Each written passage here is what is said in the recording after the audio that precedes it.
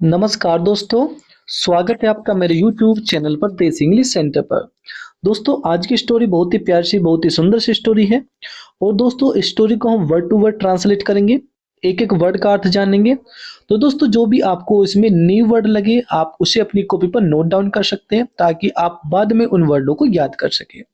तो देखते हैं दोस्तों आज की स्टोरी का टाइटल क्या है, नेम क्या है। The foolish merchant. फुलिश का अर्थ होता है दोस्तों मूर्ख, और मर्चेंट होता है दोस्तों व्यापारी। तो मूर्ख व्यापारी, आज की जो स्टोरी का नेम है वो है मूर्ख व्यापारी। और फुलिश क्या है दोस्तों, ये एडजेक्टिव होता है। एडजेक्टिव वो होता है जो किसी भी नाउन की विशेषता बताता है।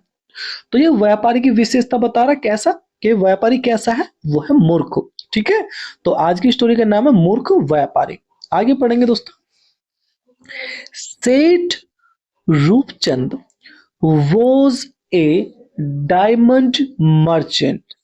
सेठ रूपचंद, भाई जो सेठ रूपचंद है वो था, क्या था, ए डायमंड मर्चेंट, एक हीरे का व्यापारी। जो हीरे होते हैं उसका व्यापारी था वो। ठीक है, डायमंड होता है दोस्तों हीरा, और मर्चेंट होता है दोस्तों व्यापारी। तो वो हीरो का व्यापारी था।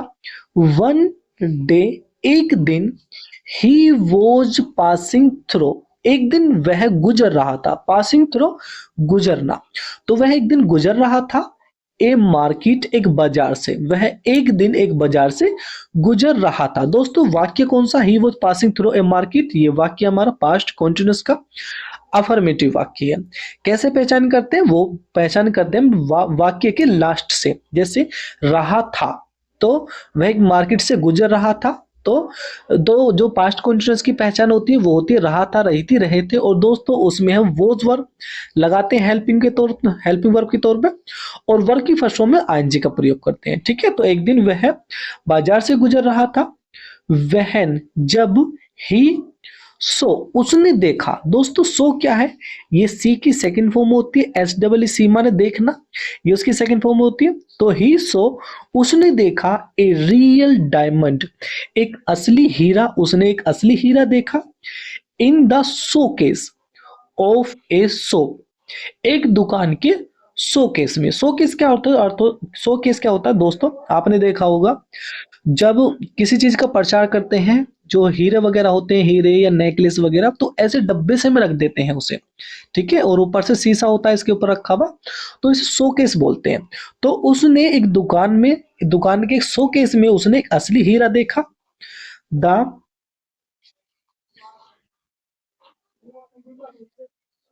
द शॉप, दुकान, वॉज ऑफ आर्टिफिशियल ज्वेलरी, जो दुकान थी वो नकली ज्वेलरी की थी। ज्वेलरी यानी कि जो गहने होते हैं, जो दुकान थी वो नकली गहनों की थी। एंड और स्टोन, और स्टोनों की थी। स्टोन का अर्थ दोस्तों यहाँ पर पत्थर। पत्थर का अर्थ ये नहीं है कि आप कभी ये क्या हो कि वैसे वाले पत्थर, इस स्टोन का अर्थ है दोस्तों यानी कि जो जो वो होते हैं, यानी कि जो हीरे होते हैं। हीरे की अर्थ यानी कि जो हीरे होते हैं अधिकतर उन्हें पत्थर ही की तरह ही होते हैं वो। तो स्टोन का अर्थ है यहाँ पे दोस्तों हीरे। तो वो जो दुकान थी वो नकली हीरो की दुकान थी और नकली गहनों की दुकान थी। सेठ वेंट, सेठ गया, कहा गया, टू द शॉपकीपर, शॉपकीपर के पास। शॉपकीपर होता है दोस्तों दुकानदार।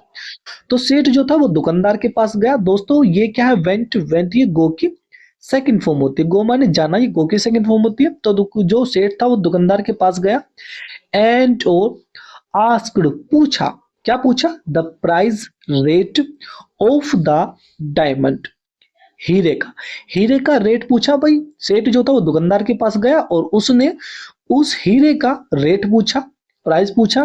प्राइस रेट मान सकते हो आप या कीमत मान सकते हो। ठीक है, शॉपकीपर, दुकानदार ने, डिड नॉट नो, दुकानदार नहीं जानता था। दोस्तों वाक्य कौन सा है, वाक्य हमारा पास्ट इंडेफिनिट का नेगेटिव वाक्य है।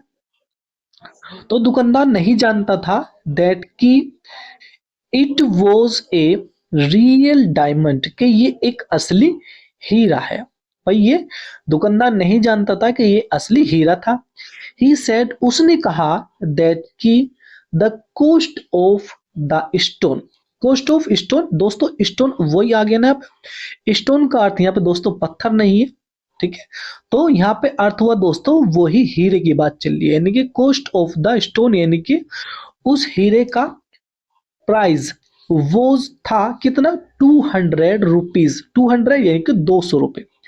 उस हीरे का जो कीमत है वो 200 रुपए है, बट लेकिन रूपचंद, जो रूपचंद था, सेठ रूपचंद जो था, वांटेड, चाहता था, टू बाय इट, इसको खरीदना, फॉर 100 रुपीज, 100 रुपए में, 100 यानी कि 100 रुपए में।